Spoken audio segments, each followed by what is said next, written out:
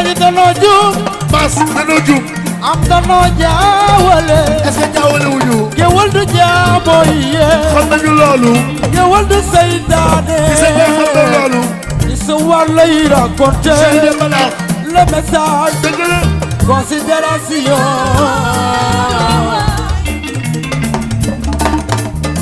Issa Chéri Demba géwal la ku fi sant gaay yi te ñëwal yëpp Papa Ndiaye yaa géwal bi yaa géwal Ndiaye man bi suma la nii waya waaw may ma tebu ma xeeboo yow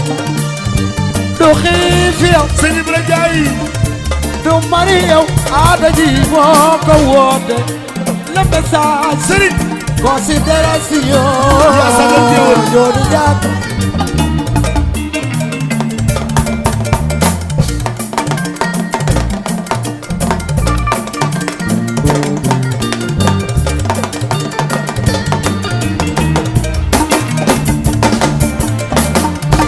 Bas Ndiaye géwaloo yëngu na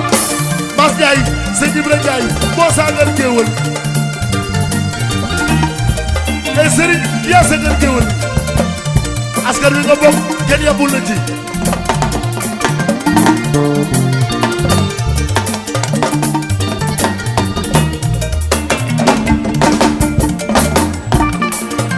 sama gaañi danoo juum père danoo juum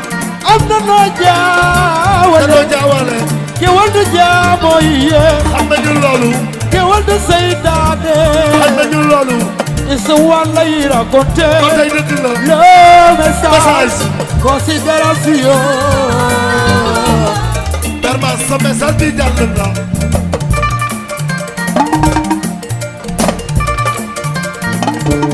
Sëriñ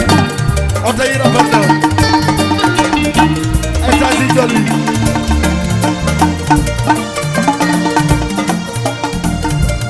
Jili Jo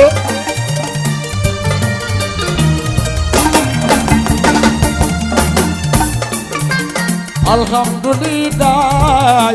Sëñ Ibra Ndiaye ci géwal bi ma doone oto yi rafet na macha Allah finire Jili jolli woy taana sama jibo géwal ya ko